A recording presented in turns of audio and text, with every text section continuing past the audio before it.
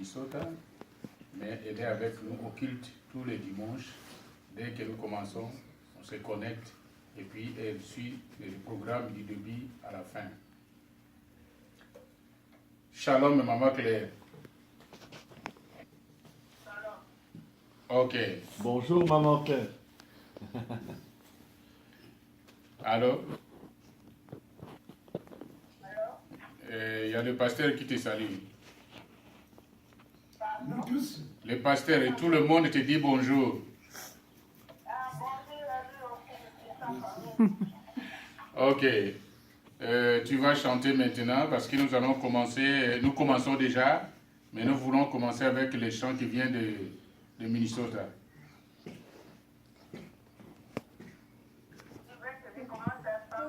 Oui.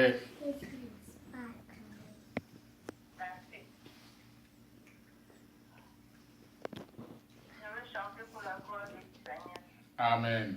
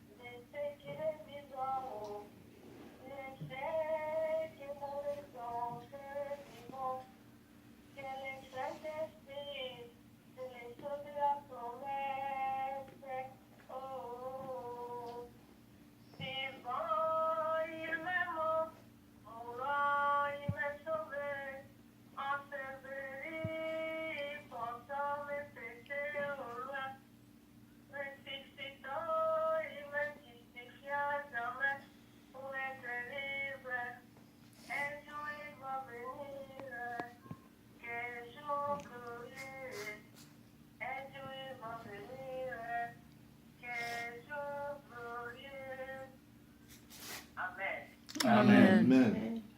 Amen. Amen. Nous allons prier. Nous allons prier. Nous avons chacun des sujets de prière. Si quelqu'un t'avait demandé aussi de l'aider dans la prière, c'est le moment de penser à cette personne. Hier, j'ai rencontré quelqu'un qui, selon le monde, peut-être dans 2 semaines, il doit aller en prison.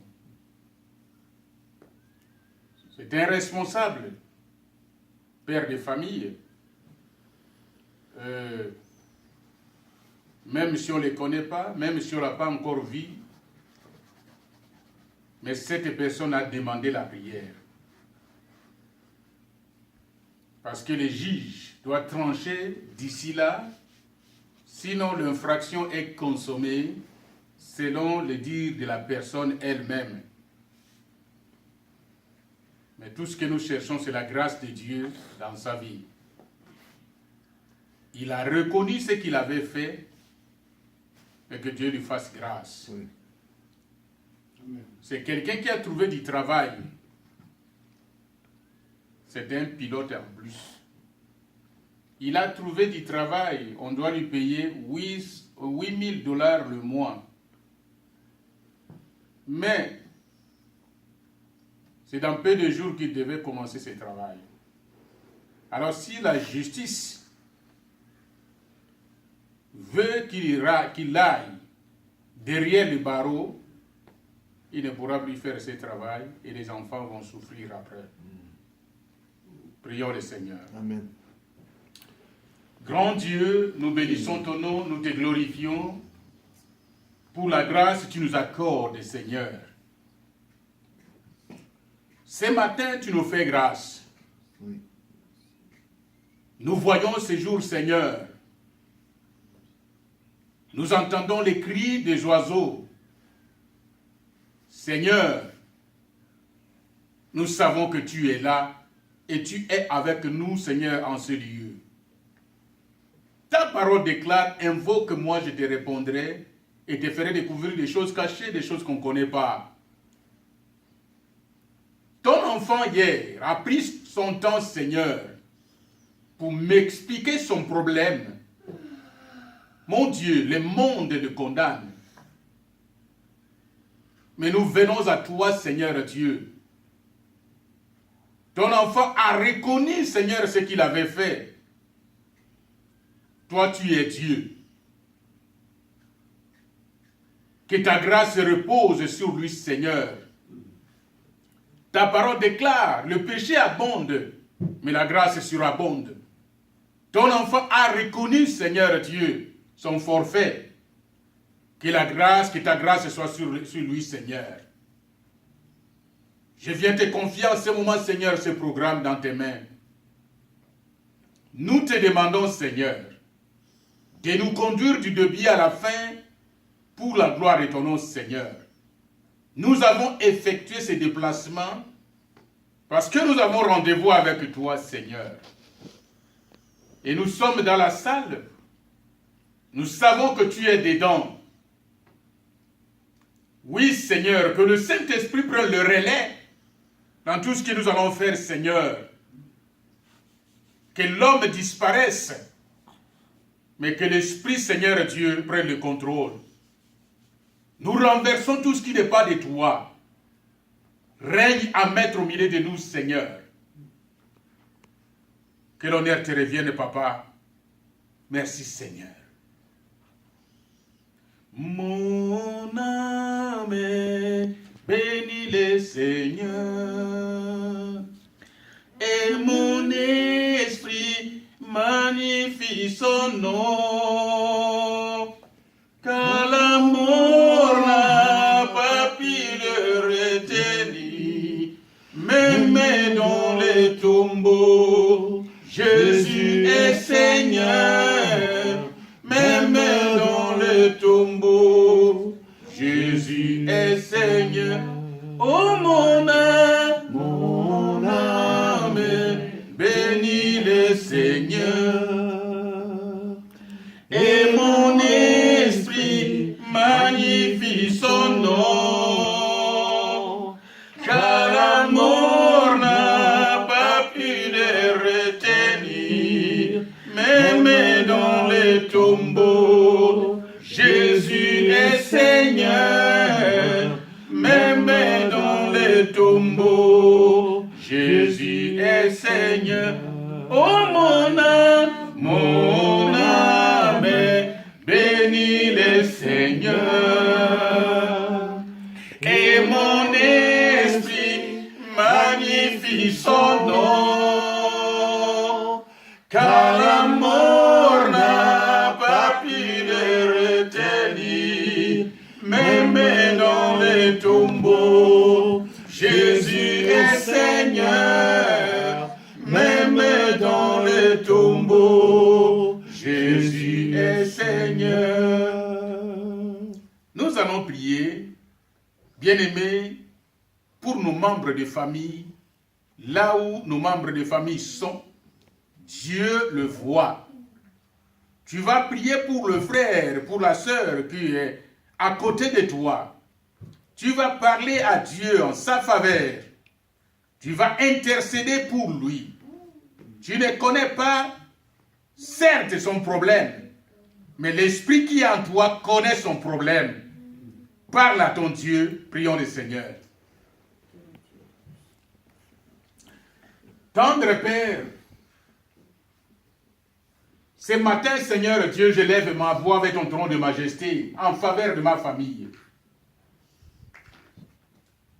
Ta parole déclare que dans une famille, si tu touches une personne, c'est notre Dieu, la grâce se répand sur toute la famille. Que ta grâce se répande, Seigneur Dieu, sur les mêmes membres de famille qui ne sont pas encore convertis, Seigneur. Tu les connais par leur nom, Seigneur Dieu. S'ils sont vivants, Seigneur notre Dieu, à ce jour, c'est ta grâce, Seigneur. Fais grâce, Seigneur Dieu, à ceux qui sont souffrants en ce moment, Seigneur.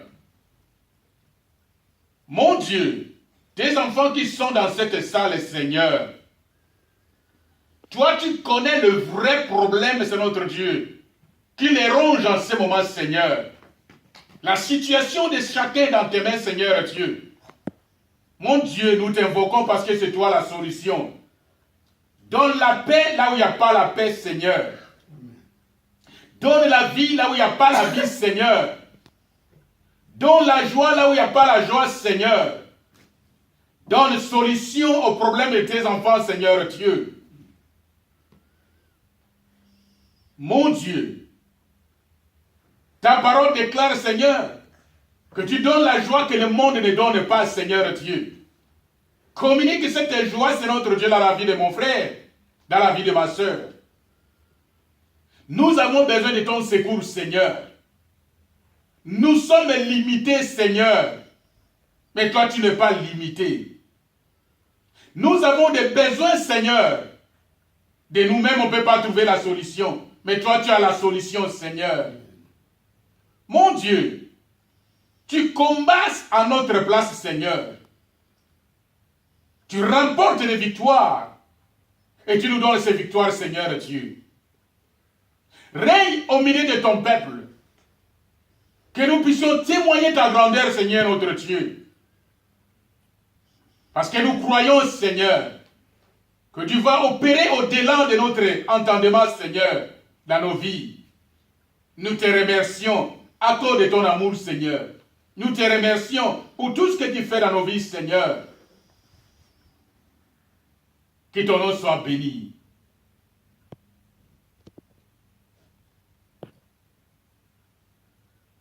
Élevons Dieu, alléluia.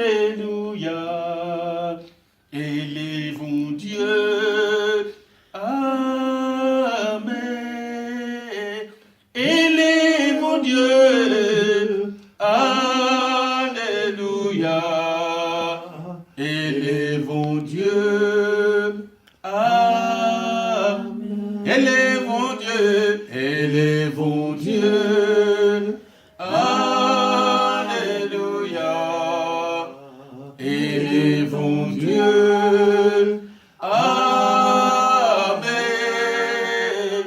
Élevons Dieu, alléluia. Élevons Dieu, amen. Glorifions Dieu, glorifions Dieu, alléluia. Glorifions Dieu, amen. Glorifions Dieu, alléluia. Glorifions Dieu, amen. Amen. Amen. Je vais demander au pasteur Johnny de passer devant. Il a quelque chose à nous dire ce matin.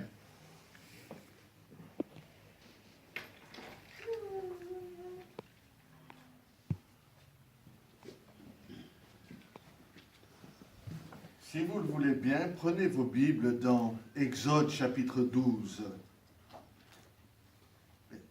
verset 1.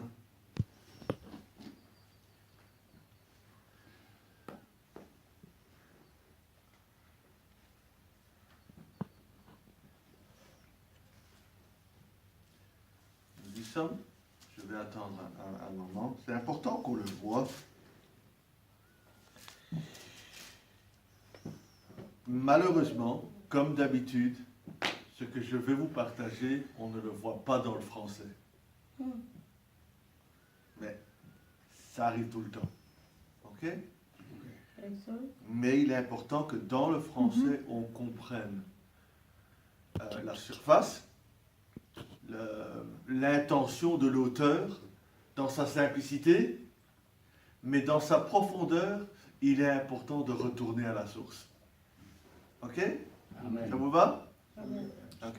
Je ne veux jamais rendre les gens perplexes. Je ne veux pas que ici on ait un air de supériorité sur le peuple. Je ne veux pas non plus vexer les gens ou embêter les gens. Mais en même temps, on ne peut pas demander pardon quand on repart à la source. Comment est-ce qu'on peut demander pardon pour cette chose-là? On repart à la source. Et la source, quand Moïse a reçu la parole de la part de Dieu, c'est par l'intermédiaire d'un ange. Et l'ange lui a fait part. Oui, il le lui a dit en hébreu. Amen. Amen. L'Éternel a dit à Moïse et à Aaron, où? Dans le pays d'Égypte. Ce mois-ci sera pour vous le premier des mois. Il sera pour vous le premier mois de l'année. Est-ce que ça vous arrive de dire quelque chose à vos enfants et de vous répéter? On le voit ici. Pourquoi Dieu se répète? Est-ce qu'il gaspille l'air qu'il respire? Est-ce qu'il bouge sa langue pour de rien? Non, non.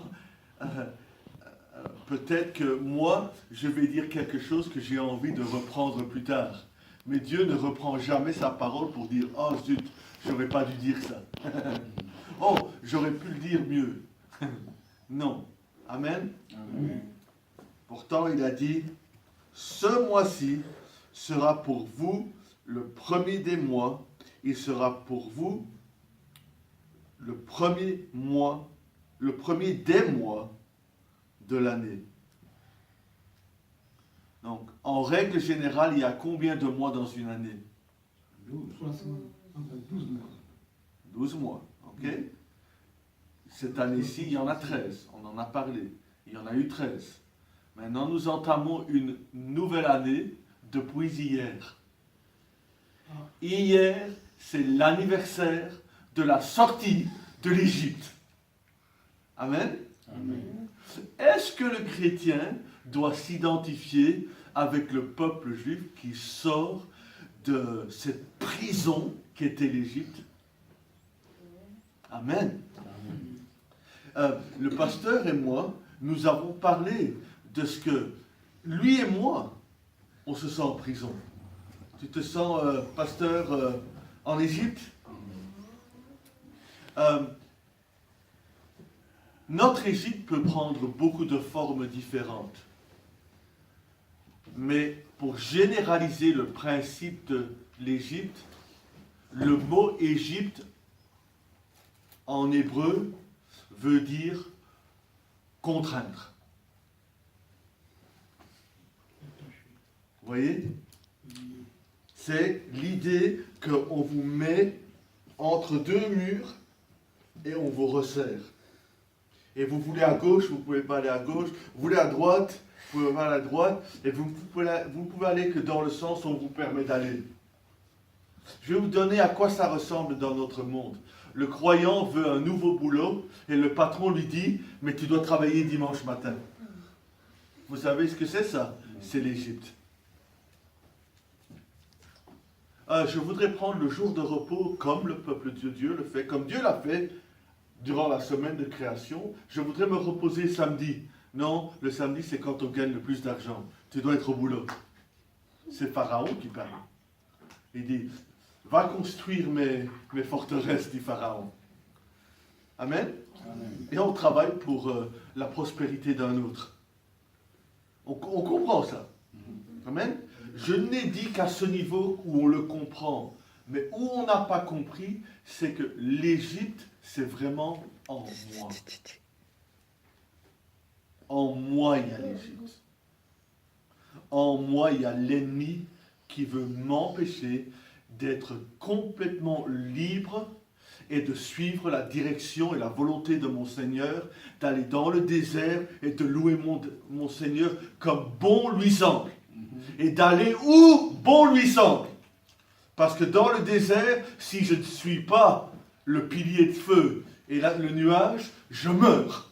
Donc je reste avec mon Dieu. Amen. Amen. Mais en Égypte, qui prend soin de moi? Le gouvernement. Hein? Je suis sous la tutelle de government housing. Vous voyez? Ce que vous ne savez pas, c'est qu'en hébreu, Égypte, c'est Mitzrayim. Tout le monde dit ça? Mitzrayim. Il y a un M au début, il y a un M à la fin. Ok? Le M au début. Que je le fasse comme il faut. Je vais le faire comme ça, il y a plusieurs façons de le faire. Voilà le M. Qu'est-ce que vous remarquez à propos du M? La maison. Hein? On peut rentrer. Ok? Mais à la fin du mot Mitzrayim, le M, il prend cette forme-ci. Qu'est-ce que vous remarquez? C'est fermé la prison. Et c'est fermé. Il est facile d'entrer en Égypte, mais il est très difficile de sortir de l'Égypte. Qu'est-ce que Dieu a fait pour qu'il sorte de l'Égypte? Il a ouvert la mer Rouge, n'est-ce pas? C'est ce qu'il a fait, hein? Sinon il s'était coincé. Donc il a dû intervenir. Mais la mer Rouge ne s'est pas ouverte tant qu'ils n'ont pas mis leur foi en Dieu. Parce que c'est la foi qui a ouvert la mer Rouge. Amen. Dieu est capable d'ouvrir la mer Rouge. Alors pourquoi elle n'était pas ouverte quand ils sont arrivés? Hein? Vous êtes arrivés à l'église aujourd'hui et avant même de franchir la terrasse, mon épouse vous a ouvert la porte. Pourquoi Dieu, quand il voit les Israélites, il les voit venir, il n'a pas ouvert la porte pour dire « Par ici !» Non, il les a laissés venir jusqu'à la plage. Et à la plage, ils font oh, « On va mourir ici !» Pourquoi Dieu n'a pas ouvert la porte à ce moment-là? Parce que ça exige ma participation. Amen. Et ma participation, c'est d'arrêter de mettre ma foi en Égypte et de mettre ma foi en Dieu. Amen. Et quand j'arrête de faire confiance en l'Égypte, Dieu me fera sortir de mon Égypte. Et je serai libre de suivre mon Dieu. Amen. Amen. Et ce mois-ci, c'est le mois qui sont sortis. Et le mois, quand ils sortent, c'était hier. Le mot pour moi, je ne vais pas vous l'écrire. Je vais seulement vous dire comment on le dit. Le mois se dit Chodesh. Ok? Mais quand vous dites renouvellement, renouveau, renouvelez vos pensées. C'est le mot Chodesh qui se dit alors Chidush. Vous avez compris? Amen. Le mois, qu'est-ce qu'il fait? Qu'est-ce que fait la lune? Elle disparaît à la fin du mois. Comme notre vie spirituelle. Et au milieu du mois, c'est quoi ça? Qu'est-ce qui se passe dans le mois? C'est ma vie spirituelle. Au début du mois, je vois la lumière. Et puis, je grandis, je m'élance vers le Seigneur. Ma foi grandit, ma connaissance, je grandis dans la grâce et la voix du Seigneur. Et j'arrive au milieu du mois et ma vie spirituelle, elle est comme ça. Elle est comme la lune. Amen. Amen. Mais la lune, elle revient chaque fois. Elle se renouvelle. Le chrétien, il doit se renouveler. S'il ne se renouvelle pas ici, il va rester ici en Égypte.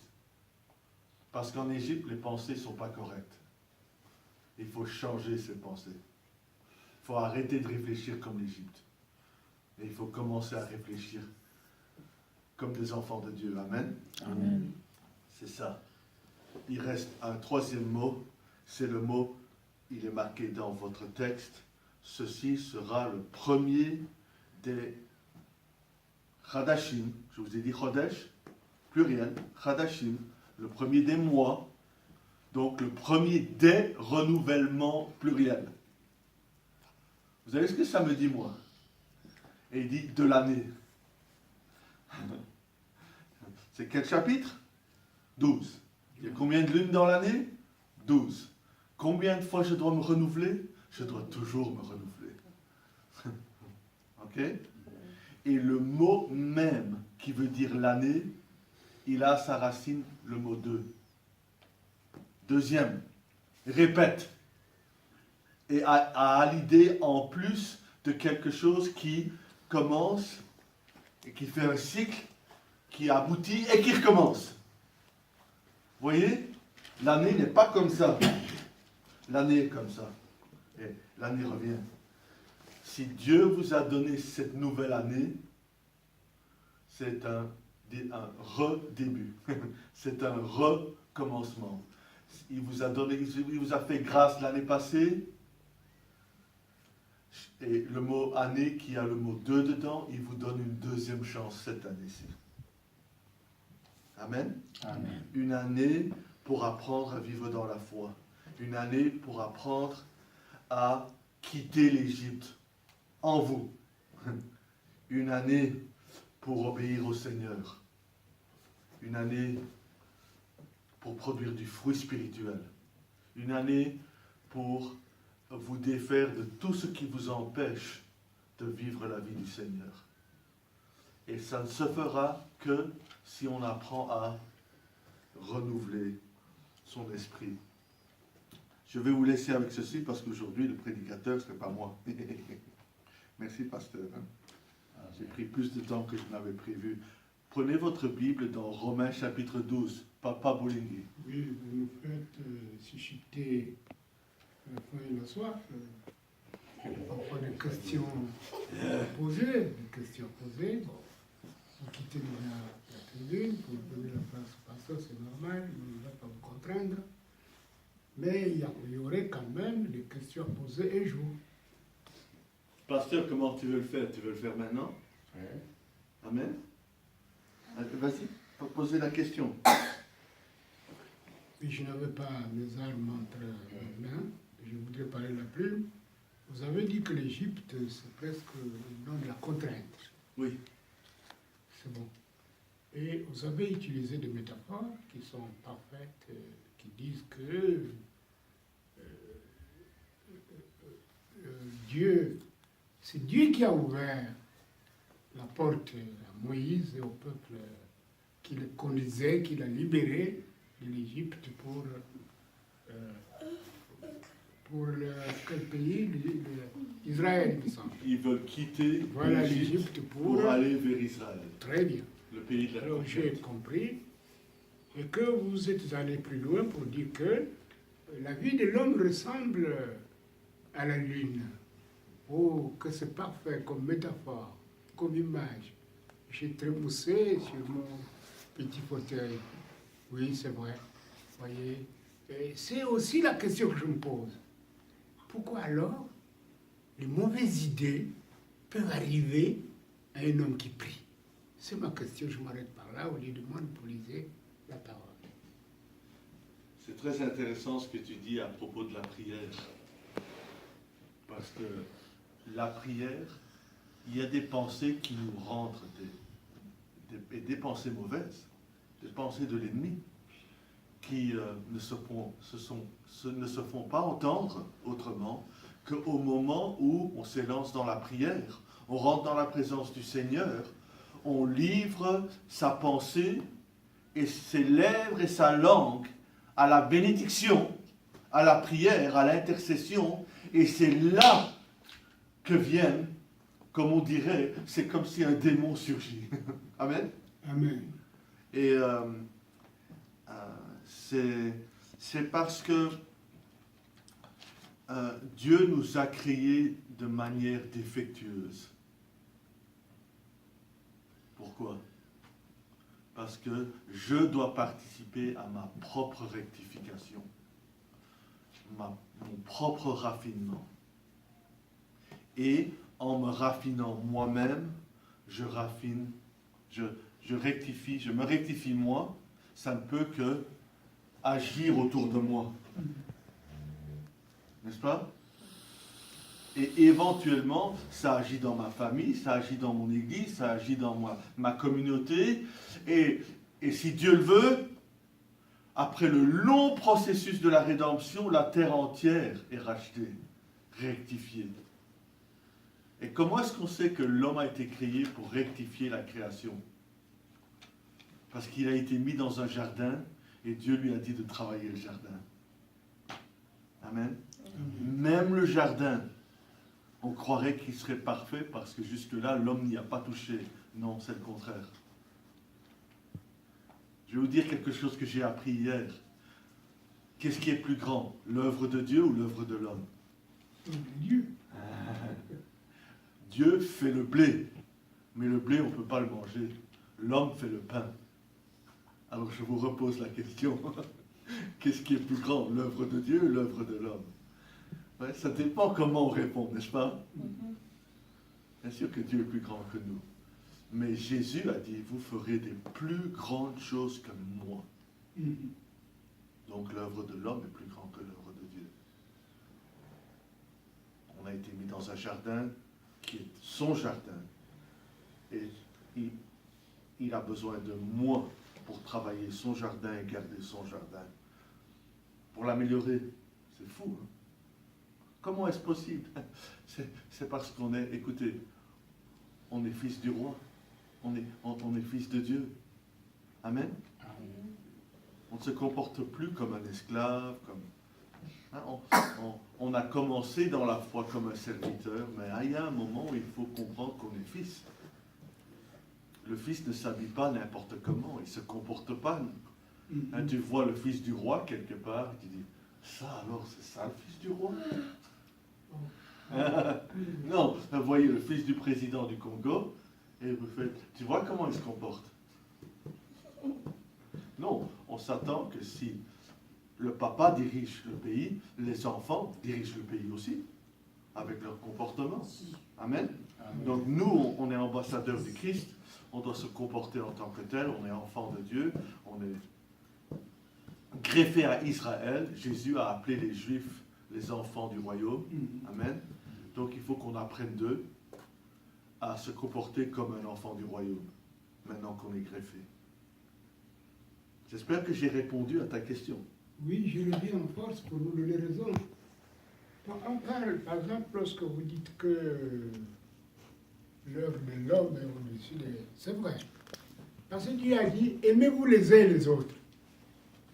Alors, si on ne met pas en pratique ce que est dit par Dieu, aimez-vous les uns et les autres, et le Christ l'a répété, il voulait même aller plus loin.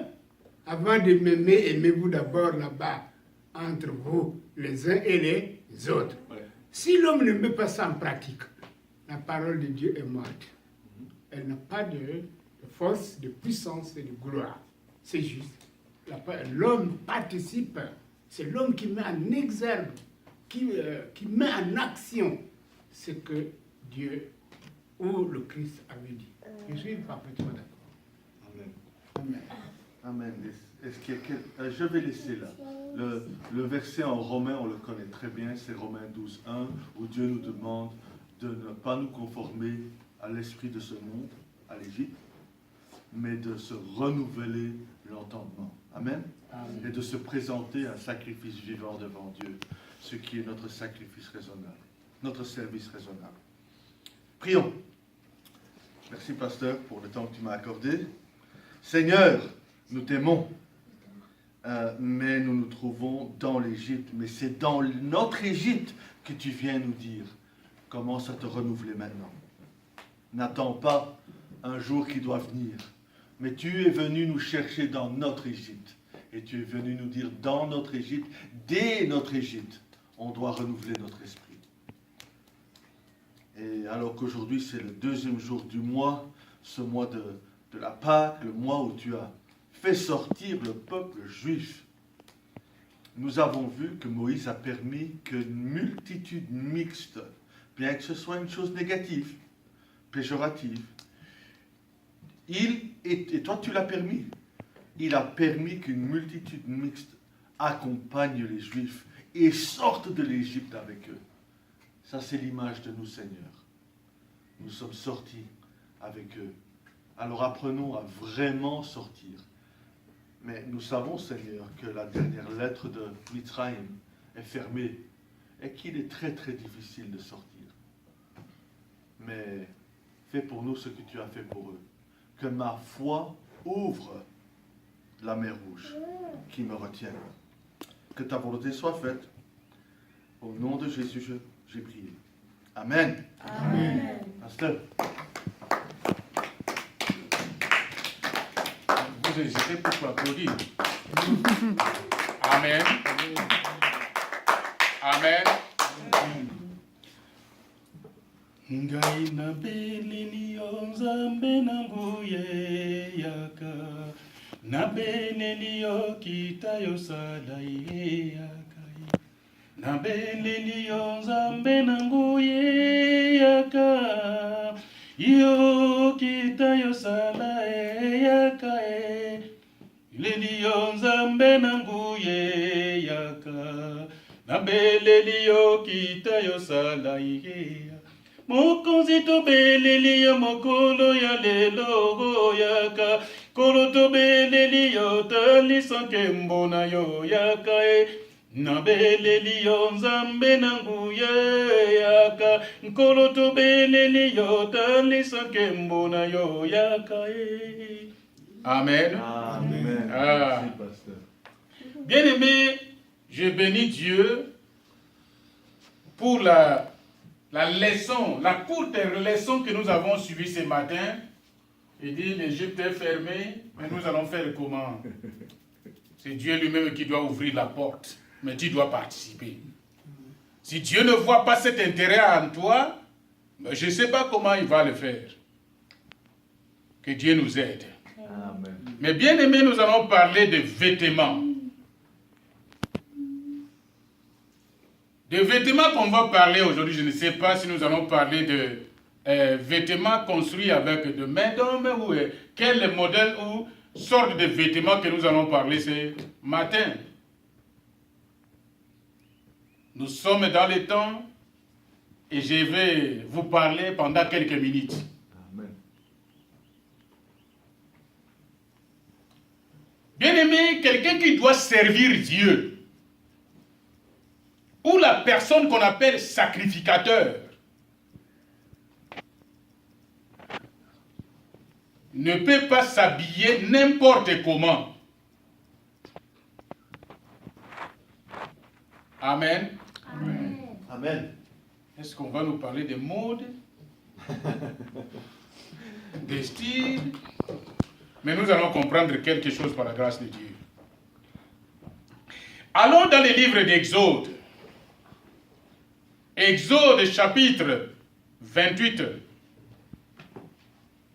Nous lisons à partir du verset 31.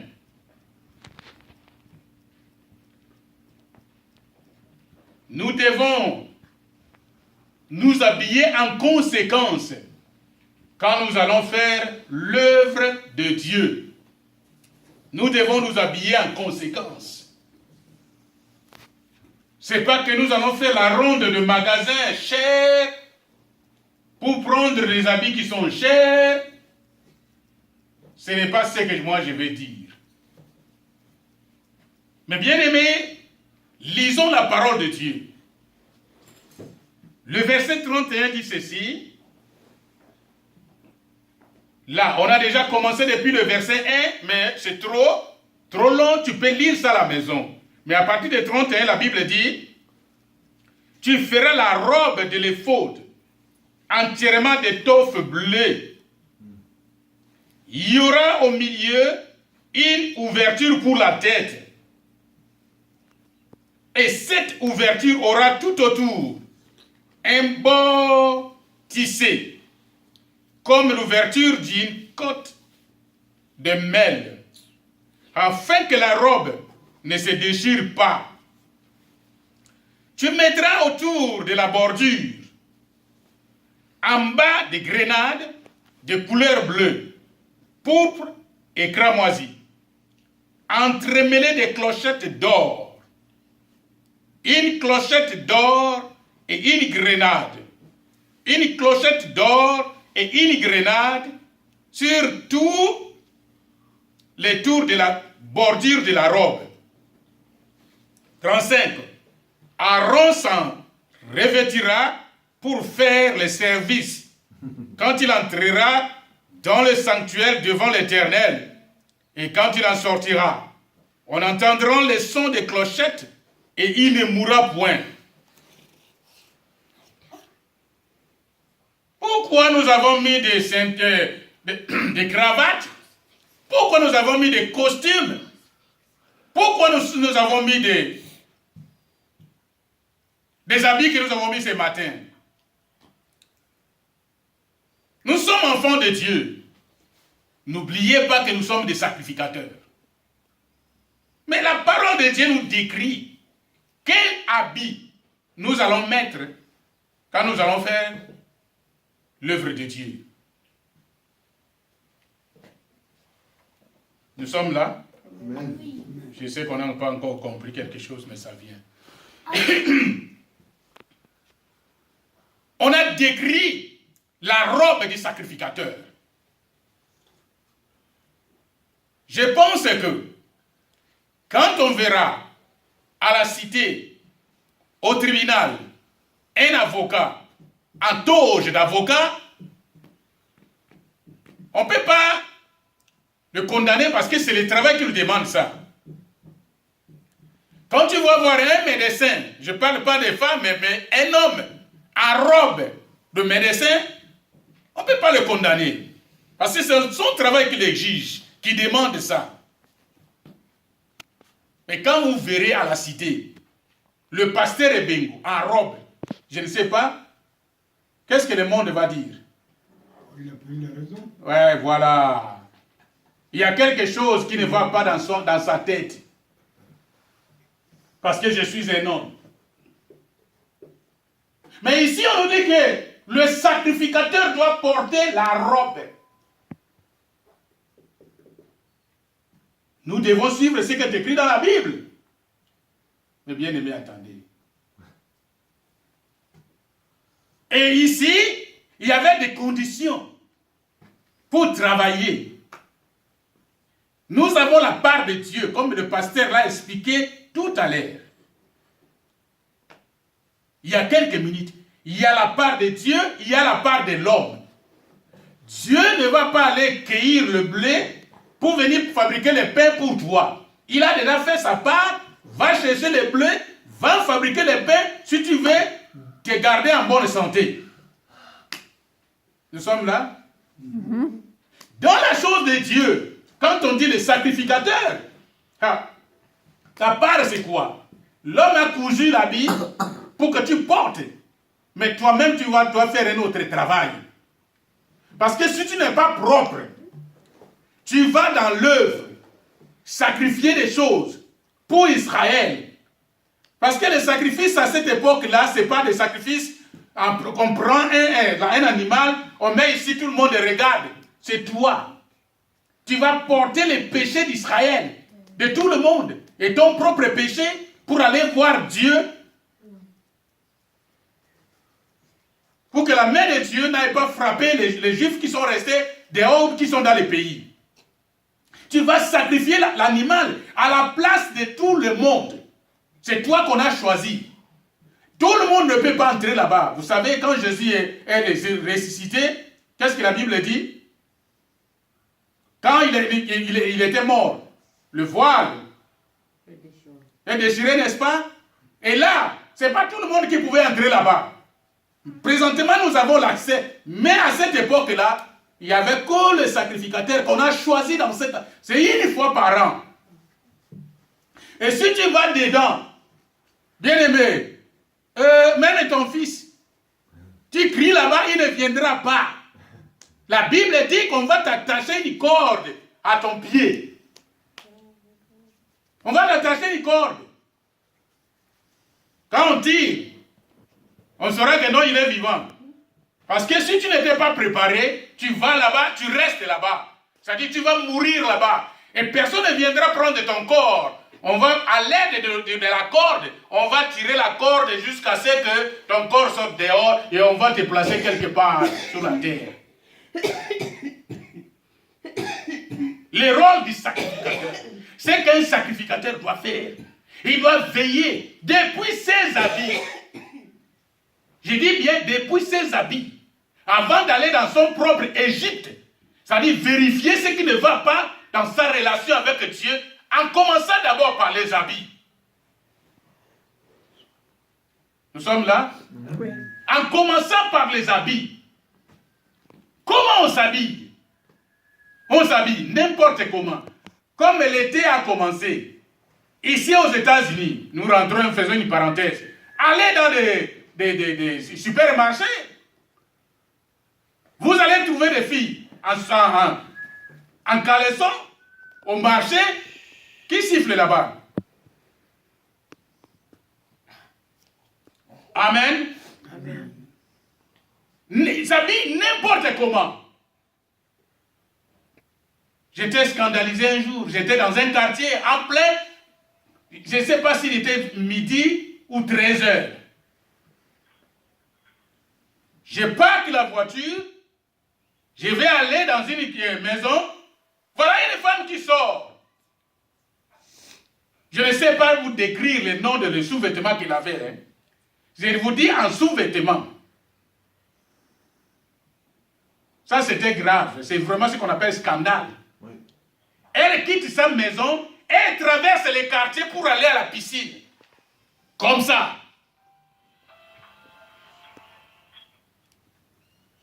Mais nous sommes dans quel monde?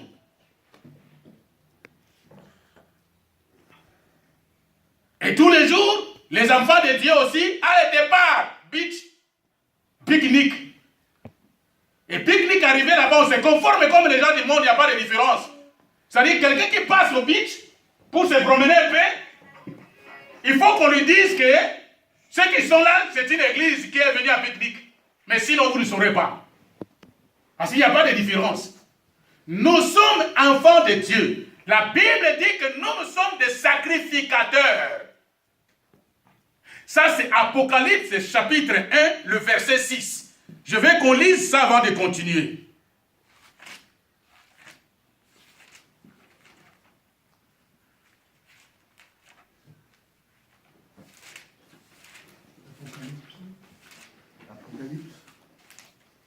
Chapitre 1, verset 6. Si nous pouvons commencer au verset 4, la Bible dit: Jean aux 7 églises qui sont en Asie, que la grâce et la paix vous soient données de la part de celui qui est, qui était et qui vient. Et de la part de 7 esprits qui sont devant son trône. De la part de Jésus-Christ, le témoin fidèle, le premier-né des morts et le prince des rois de la terre, à celui qui nous aime, qui nous a délivrés de nos péchés par son sang, et qui a fait de nous un royaume de sacrificateurs pour Dieu son Père. À lui soit la gloire et la puissance au siècle des siècles. Amen. Amen. La Bible dit que nous formons un royaume de sacrificateurs. À l'époque, c'est une personne qui doit représenter toute une nation. Mais bien aimé, présentement, nous n'avons pas besoin d'Aaron. Aaron ne viendra plus ici. C'est toi-même l'Aaron. C'est toi-même le fils d'Aaron. Tu dois jouer ce rôle de sacrificateur. C'est toi-même qui dois aller à la présence de Dieu. Quelqu'un d'autre ne viendra pas dans l'intercession, d'accord, mais toi, tu connais ton vrai problème. C'est toi, tu vis en Égypte. Tu sais combien tu souffres en Égypte. Quand je parle de l'Égypte ici, tu es dans le monde. Tu sais ce qui se passe dans ta tête. Est-ce que tu as pensé, Dieu contrôle le nord, le sud-ouest de ta pensée?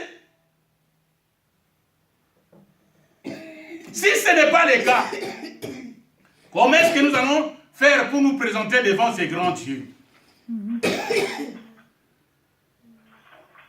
Nous devons avoir des habits extérieurs. Quand les gens nous regardent, ils nous trouvent habillés. Quand je dis habillés, ça veut dire qu'ils voient que c'est un enfant de Dieu qui est en face de moi. Nous sommes là? C'est un enfant de Dieu qui est en face de moi. Si on doit s'habiller ou prendre des habits selon la Bible, tous les hommes vont porter des robes. De loin, quand on regarde Aaron, on sait que c'est un sacrificateur. Parce qu'on a décrit comment est-ce qu'il doit s'habiller. Nous, en tant que sacrificateurs, quand on nous regarde de loin, on n'a pas besoin de regarder seulement notre habit. On nous regarde comme ça, on sait que non, celui-là c'est un enfant de Dieu. Celle-là c'est une fille de Dieu. Mais si ce n'est pas le cas, nous avons encore un travail à faire. Amen. Amen. Le sacrificateur doit entrer. Il porte les problèmes de toute une nation. Et une fois par an, il va dedans. Vous savez que Zacharie, je pense, il avait joué ses rôles. Il rentre dedans, il ne parlait plus. Il sort comme ça, muet. Parce qu'il y avait quelque chose avec Dieu là-bas. Avant la naissance de son fils. Ce n'est pas la leçon de ce matin. Mais bien aimé, si tu vas là-bas, si tu sais que tu es sacrificateur, sache qu'il y a une corde sur ton pied. Mais la corde d'Aaron, on pouvait voir ça. De Zacharie, on pouvait voir ça. Mais pour toi, c'est ton secret avec ton Dieu. Est-ce que quand tu vas pour mourir, ou tu vas pour prier, ou présenter ta situation à Dieu, ou tu vas seulement pour que les hommes te regardent? Vous savez, j'étais en France dans une église. Avant les cultes, il y avait intercession. J'étais à l'intercession. Ça chauffait là-bas l'intercession. Mais il y avait un frère. Son problème c'est quoi? Les autres sont en train de prier. C'est cassé, c'est tourné. Mais lui ne prie pas. Il vous regarde. Quand il entend que le voix commence à baisser, c'est là que lui prend le relais. Vous savez pourquoi? Pour qu'on sache que c'est lui qui prend du temps dans la prière. Quand c'est comme ça, Dieu te voit et c'est ce que tu fais. Nous sommes là? Oui. Fais des choses, pas pour faire plaisir à quelqu'un, mais fais d'abord plaisir à Dieu et pour toi seul. Amen. Les autres viendront seulement pour remarquer que oui, ça c'est vraiment un enfant de Dieu. Mais si de l'extérieur, tu as la robe, mais dedans, c'est la pourriture, je ne sais pas.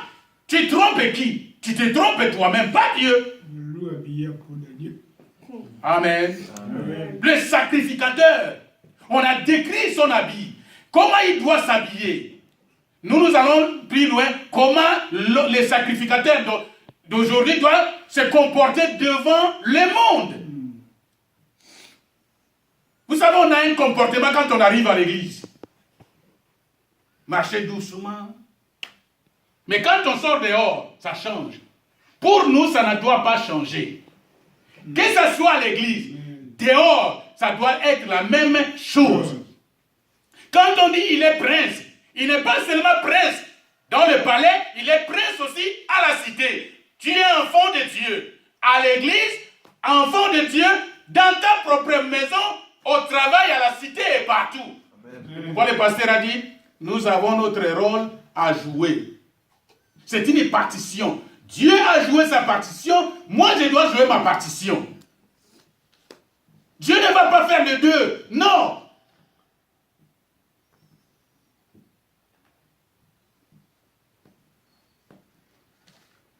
Tu as porté la Bible pour qu'on te voie. Tu es dans l'église pour qu'on te voie. Je suis dans l'église pour qu'on me voie. Non.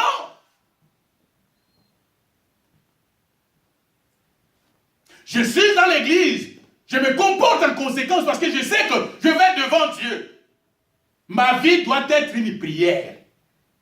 Quand je dis ma vie doit être une prière, ça dit partout où je passe, que les gens bénissent Dieu.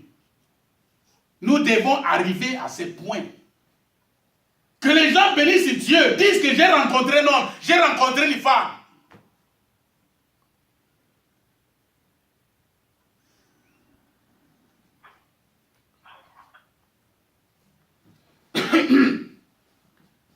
La Bible dit ceci, dans le texte que nous avons lu au commencement, le verset 31, dit ceci au chapitre 28, Exode.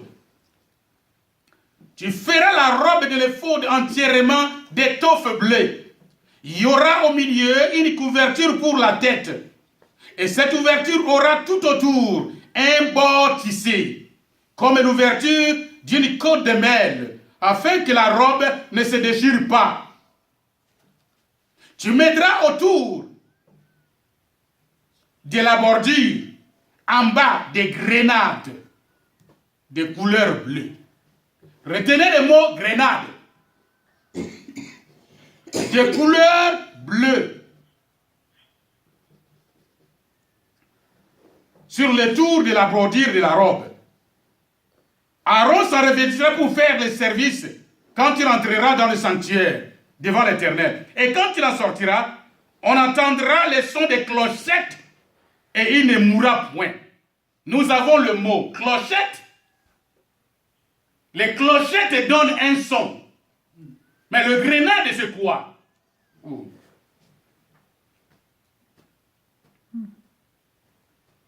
C'est quoi grenade? Quand on parle, quand tu vas dans l'armée, il y a des grenades là-bas. Hein. On n'a pas besoin de ça ici, ça va nous brûler. Mais les grenades ici, c'est des fruits. Ce sont des fruits. Mais ces fruits doivent aller ensemble. Avec quoi? Les clochettes. Écoutez le verset 35.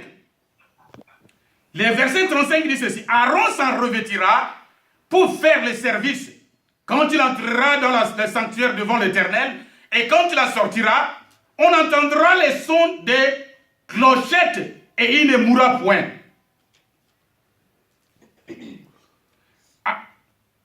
Amen. Amen.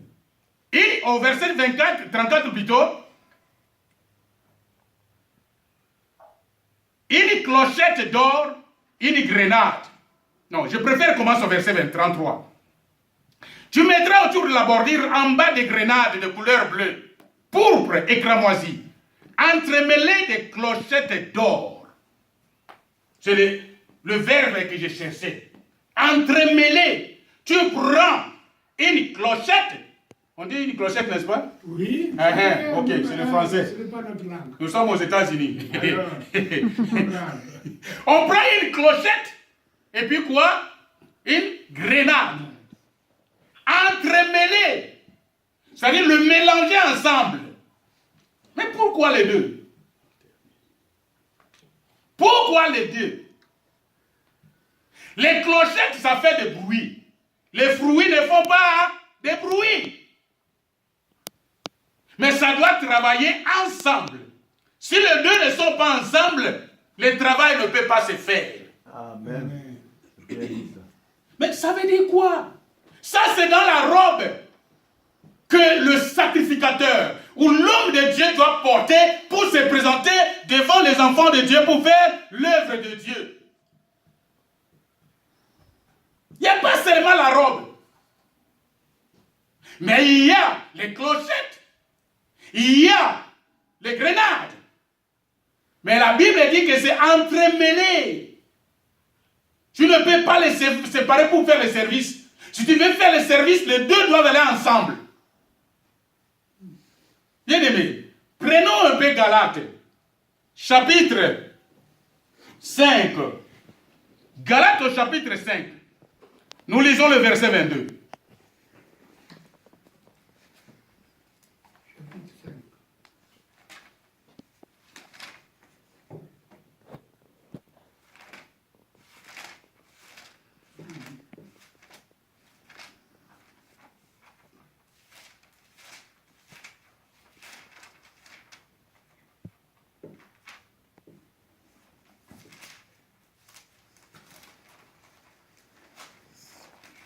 Tu as trouvé?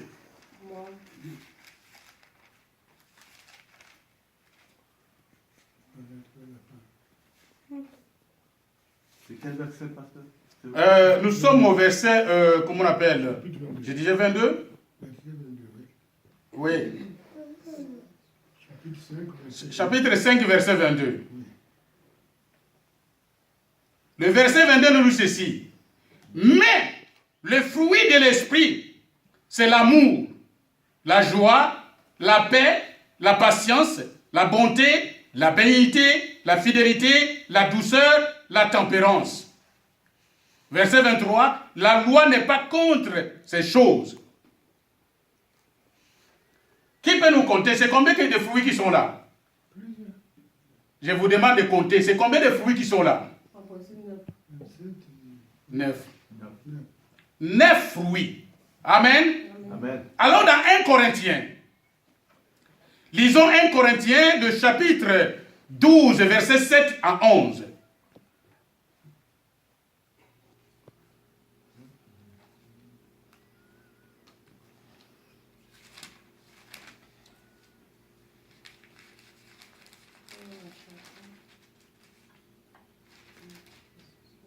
Le verset 7 dit ceci.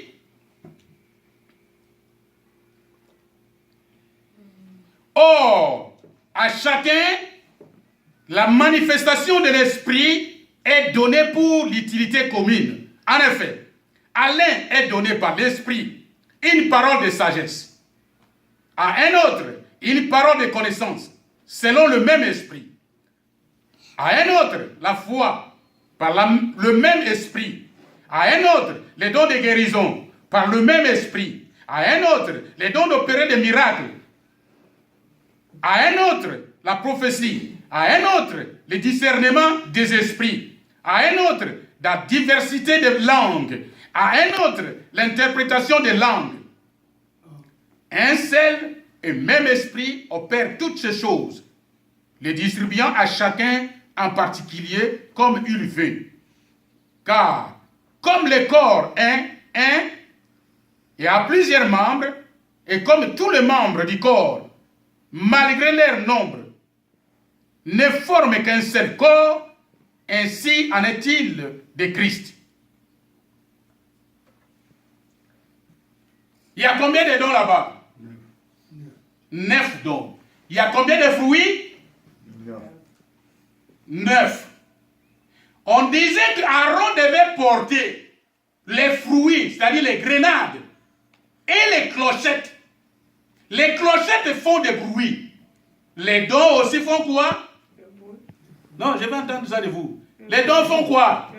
Les dons font des bruits. Quand on parle la langue, c'est pas...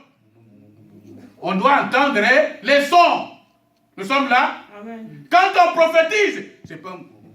On doit entendre les sons. Mais le fruit, on n'entend pas les sons. On le voit. Est-ce que vous avez déjà entendu l'amour parler? C'est pas l'amour comme on le décrit dans le monde. Hein? Parce que dans le monde, chérie, tu vois, si je ne te vois pas, je ne peux pas fermer l'œil.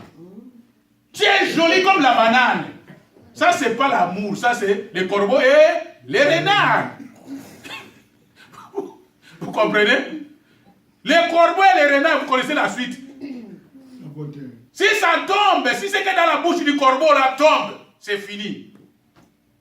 Ce n'est pas cet amour que je parle. L'amour, quand on te regarde, on sait que celui-là, il aime. Il aime les autres. On ne fait pas de bruit. Mais leur donne opérer des miracles. Tu vas entendre quelqu'un crier ici. Au nom de Jésus! Ça, c'est ce qu'on appelle clochette.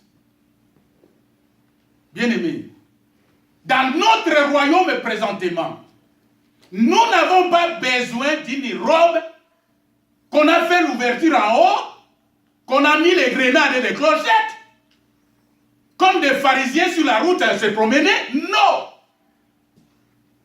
Les habits que nous devons mettre, bien-aimés, c'est ça, les deux là. Nous avons les grenades, nous avons les clochettes. Les clochettes font des bruits. Les grenades ne font pas de bruit. Mais les deux doivent travailler ensemble. Tu ne viendras pas ici avec une prophétie. Tu as fini. Et puis quand on te regarde, on sait que tu es un orgueilleux. Non. La prophétie ne peut pas s'entremêler avec l'orgueil. Ça va s'entremêler avec quoi? L'amour.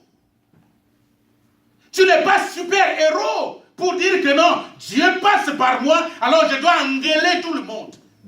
Vous savez, dans la transmission, tu peux tuer toute une famille, toute une nation. Transmission de la nouvelle. Les mots. Il y a une façon pour transmettre les nouvelles. Tu dois entremêler la nouvelle que tu as reçue qui faisait des bruits avec un fruit. La sagesse. On nous parlait de sagesse là-bas. Tu as la chose à la main. Mais tu dois savoir comment transmettre ça. C'est pas en gueulant les gens, non. Ces choses sont entremêlées. Les clochettes et quoi? Et les fruits. Prenons le cas dans la Bible de David. David et Samson. David avait les deux. Il avait les clochettes. Il avait aussi les fruits. David pouvait faire la prière, supplier Dieu. Dieu, est-ce que je dois aller en guerre? La sagesse. Est-ce que je peux aller en guerre? Même si c'est un petit peuple, il sait que s'il envoie même 3 personnes, il va les broyer. Mais il demande toujours la sagesse et la force. Les deux ensemble. Voilà la solution. Mais qu'est-ce que Samson faisait? Je vais vous poser la question. Samson dans sa vie a prié combien de fois? Samson a prié combien de fois dans sa vie? Samson a prié 2 fois. Il avait besoin de l'eau. Il dit Dieu, mais je viens de faire les... Toi-même regarde, Dieu, tu as envie de... C'est parce que tu vois clair ici. C'est pas, tu ne vois pas comme ça, mais c'est de haut en bas. C'est-à-dire tu vois partout. Tu m'as vu comment j'ai terrassé comment on les appelle, les Philistins. Je les ai détruits. Dieu lui-même dit, oui, je vois. Mais qu'est-ce qu'il y a? Non, j'ai besoin de l'eau. C'est tout. Des clochettes seulement, des cris. Mais David,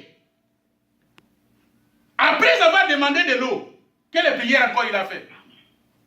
Les jours qu'il demandait vengeance, on l'avait présenté pour jouer un peu dans la salle où il y avait tout le monde. Où il a demandé à celui qui était à côté de lui, il dit même moi au côté du poteau. Il savait ce qu'il allait faire. Parce que lui, c'est des clochettes, des bruits seulement. Il s'appuie et voilà la maison qui tombe, tout le monde est mort, lui-même aussi est mort. Il a prié 2 fois seulement dans sa vie. Des bruits pour qu'on le voie, pour qu'on sache qu'il est passé par là. Bien aimé, nous devons porter les habits pour faire l'œuvre de Dieu. Nous devons avoir l'amour. Nous devons avoir la sagesse. Je veux qu'on lise encore ces versets, c'est important pour moi. Retournons dans le livre de Galates. Restons encore dans 1 Corinthiens chapitre 12. Nous répétons le verset à partir du verset 7. Or, à chacun la manifestation de l'esprit est donnée pour l'utilité commune. En effet, à l'un est donné par l'esprit une parole de sagesse. Il faut avoir la sagesse dans la transmission de la chose de Dieu, de la parole de Dieu. Mais si tu n'as pas la sagesse, la Bible dit quoi? Une femme sage fait quoi? Bâtit sa maison. L'insensé fait quoi? Les deux sont dans la maison. Hein? Les deux ne sont pas dehors. Il n'y a pas une qui est dans la maison, une qui est dehors. Les deux, chacun est dans sa maison. Mais les sages, la sage femme, bâtit sa maison comme il faut. Quand on dit bâtir la maison, là, ce n'est pas seulement construire. Peut-être que la maison était déjà construite, mais bâtir, là, c'est dedans. Tout ce que tu fais dedans, là-bas. La sage détruit, renverse. L'insensé renverse. Oh, la sage construit, mais l'insensé renverse. Tu pries beaucoup, mais tu n'es pas sage. Ça ne veut rien dire. Nous sommes là? Oui. En effet, l'un est donné par l'esprit, par la parole de sagesse, à un autre, une parole de connaissance. Tu as la parole de connaissance. Dieu t'a soufflé quelque chose sur la vie de ton frère dans l'église. Et c'est pas comme ça que tu vas venir. Hein? Dieu m'a parlé, hein? Tu as toujours douté de moi. Mais maintenant, je vais te prouver que Dieu m'a parlé. Là, ce n'est pas la parole de Dieu. Je vais rapidement. Selon le même esprit. À l'un, la foi. Tu as la foi pour transporter les montagnes. D'accord. Mais il faut savoir comment utiliser cette foi. L'intelligence doit jouer aussi dedans. Très bien. Amen. Par l'esprit à un autre. Vous me frappez la conscience. À un autre, les dons de guérison. Par le même esprit. Les dons de guérison. Ah! Je suis allé chez Papa Boulingui. Il était malade. J'ai entendu ma mère. Alléluia. Amen. Papa Boulingui est debout. Allez, je sors dehors avec un panneau. Je viens. Bon, je vais vous illustrer. Un frère arrive parce que chez nous au Congo, ici on est aux États-Unis, ce n'est pas au Congo. Mais chez nous au Congo, au début du réveil, et ça continue jusqu'à aujourd'hui, on avait le système de permanence. L'église ne doit pas rester vide. Il y a toujours des frères et des sœurs qui sont là, en train de prier, en train de faire le partage, recevoir. Alors un frère voyageait, il arrive quelque part où il y avait une église chrétienne. Il rentre dedans, il n'y avait pas de permanent là-bas. En partant, il laisse un mot. Il dit, je fais une prière grave. C'est-à-dire, je ne sais pas comment qualifier ça. Mais est-ce que nous avons besoin de dire ça? Quand tu as fait ta prière, c'est avec Dieu. Pourquoi tu viens t'enorgueillir?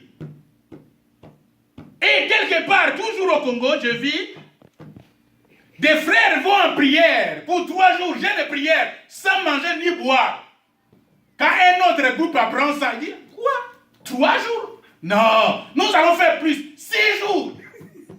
Quand ceux qui sont allés pour 3 jours ont appris que les autres ont fait 6, 12 jours. Mais vous allez mourir, vous pensez servir Dieu. Vous êtes dans la compétition. Alléluia. Alléluia. Vous êtes dans la compétition. L'église, ce n'est pas la compétition. Nous avons besoin de fruits, nous avons besoin de clochettes. Le deux s'est entremêlé. Tu fais des délivrances, d'accord. Mais s'il n'y a pas l'amour,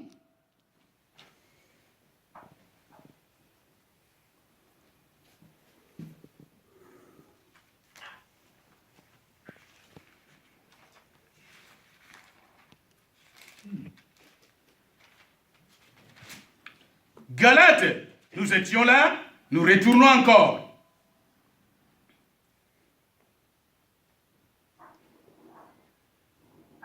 Chapitre 5, le verset 22.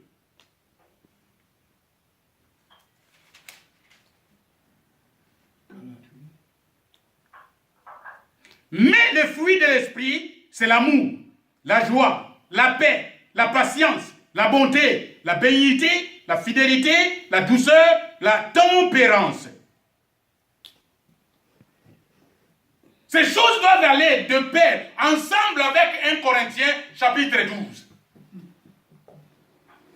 Voilà les habits que nous, les sacrificateurs, nous devons porter pour aller faire l'œuvre de Dieu.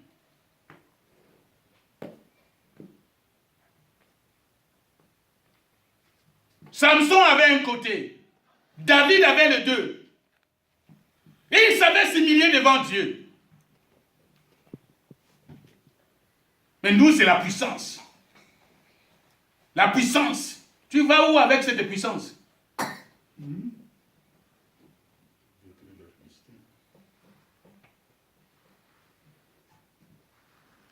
Avant, c'était l'ombre des choses à venir. Mais présentement, c'est ce que moi j'appelle tout le temps. Quoi? Ce n'est plus l'ombre des choses à venir. Nous vivons ces choses maintenant. C'est un dessin qu'on nous a dessiné là-bas, les habits et tout ça.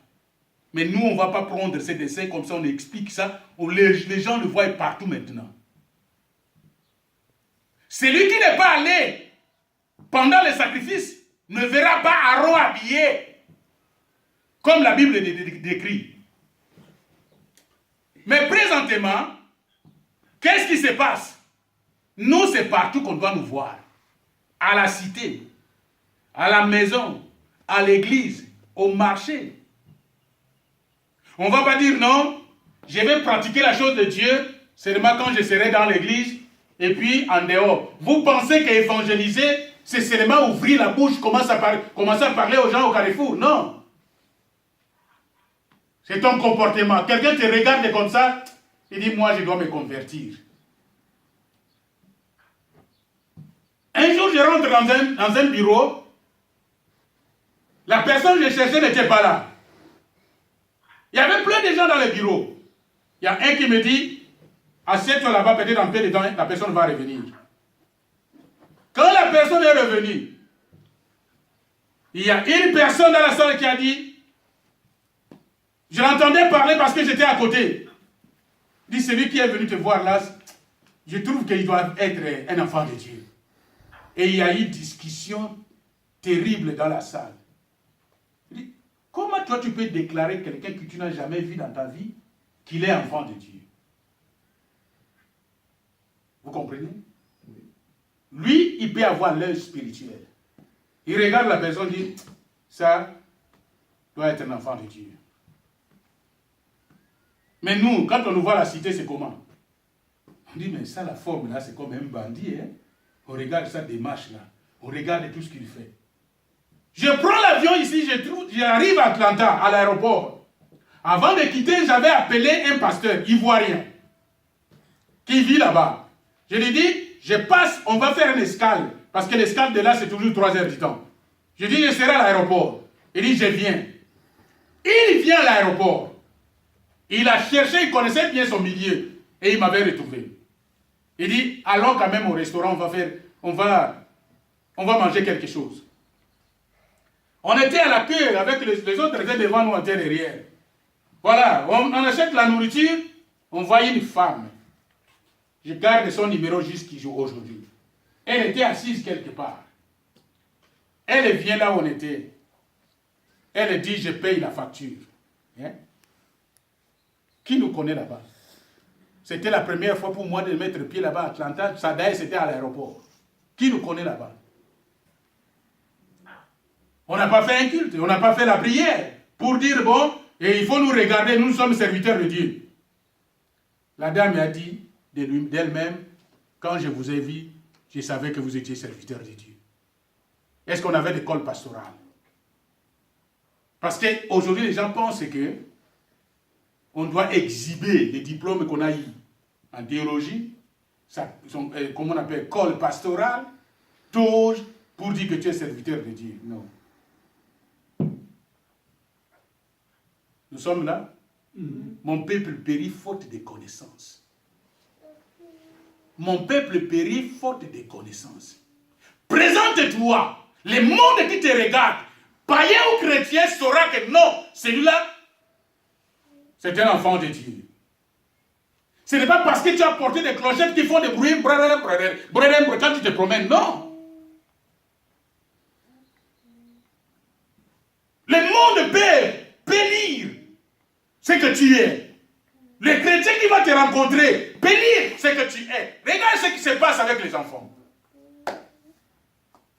Un enfant d'1 année ou de 2 ans qui marche dedans, déjà. Quand une grande personne va vers cet enfant. Vous connaissez la réaction? L'enfant va faire quoi? Va fuir vers sa mère.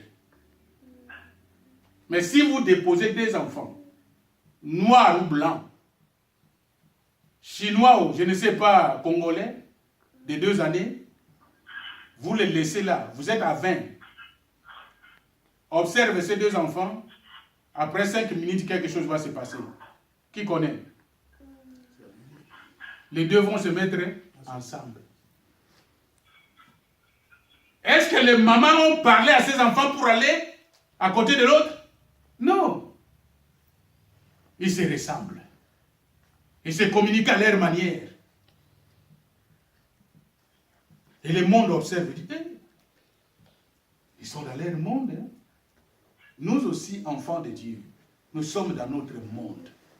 Et le monde sait nous voir.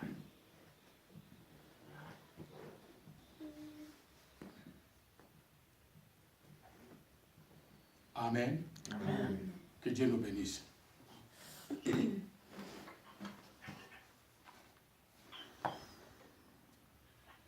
Nous sommes à la fin de la leçon de ce matin. Il y a des clochettes. Il y a les grenades. Cousues ensemble sur l'habit que le sacrificateur doit porter.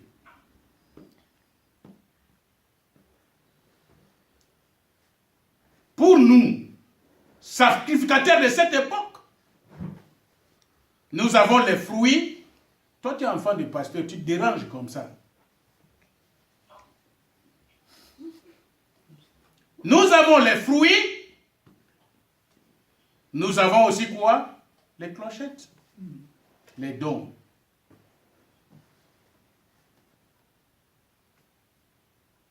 Les fruits et les clochettes. Amen. Les 2 travaillent ensemble. Tu ne peux pas laisser un évoluer sans l'autre. Ça ne se fait pas. Entremêlés. Entremêlés. Amen. Amen. Prions. Oui, Seigneur. Nous avons parlé de ta part, Seigneur, en ce lieu.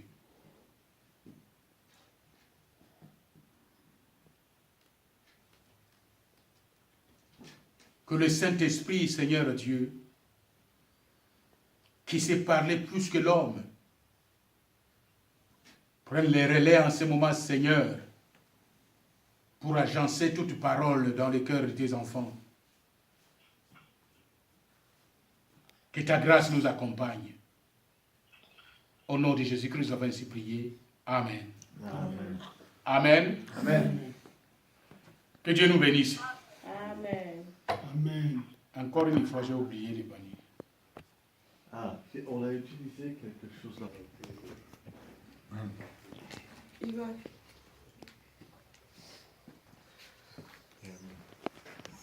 Voilà, pasteur. T'as vu ce qui sort d'un seul Grenade. Regardez, pour appuyer le message du pasteur, ce qui sort d'une grenade. Tous les fruits qui sortent d'une grenade. Regardez, papa.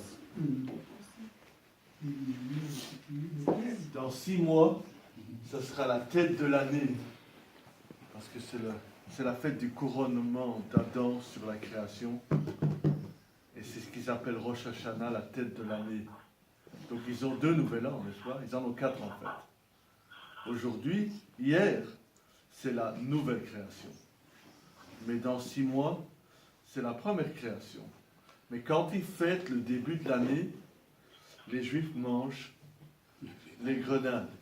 Et vous savez pourquoi ils mangent les grenades? Parce que il est dit qu'il y a autant de pépins de grenades qu'il y a de commandements. Amen. Amen. Que Dieu nous aide. Que Dieu nous donne la force de venir tout le temps pour écouter la parole de Dieu. Oui, parce que la parole de Dieu fixe tout dans nos vies. Quand je dis ça fixe, ça repart. Tout ce qui était détruit. Les mauvaises paroles qu'on pouvait entendre à gauche, à droite. Mais quand on arrive devant la parole de Dieu, voilà la rectification, la correction. Nous prions pour les offrandes. Nous te bénissons, Seigneur, pour les offrandes que nous venons de récolter en ces temps, Seigneur Dieu.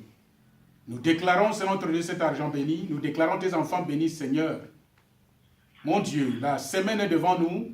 Nous te confions cette semaine, Seigneur, tout ce que nous allons faire. Seigneur, que nous puissions voir ta main dans tout ce que nous allons entreprendre. Nous te confions cette semaine dans tes mains, Seigneur, parce que c'est toi, c'est notre Dieu, qui a la solution à toutes choses. Que l'honneur te revienne, Papa. Merci, Seigneur. Amen.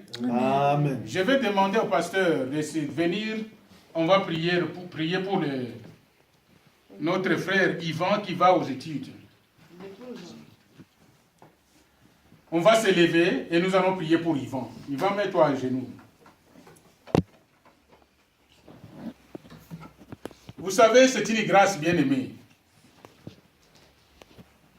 À son âge, quand il est arrivé, il n'avait pas accès à l'école secondaire parce qu'il dépassait de quelques années l'âge normal. Mais les enfants qui sont arrivés comme lui, qu'est-ce qu'ils ont fait à cet âge-là? Ils se sont plongés dans le travail. Puis les études, c'est quoi? Non, moi je préfère travailler, gagner mes $100. Mais lui, il a travaillé. Il a palpé les $100. Mais il décide d'aller à l'école. Quelle grâce. Nous allons confier Yvan dans la main de Dieu, demander la grâce de Dieu, que Dieu se manifeste partout où il va passer dans sa vie, parce que c'est une décision qui n'est pas donnée à tout le monde. Prions le Seigneur.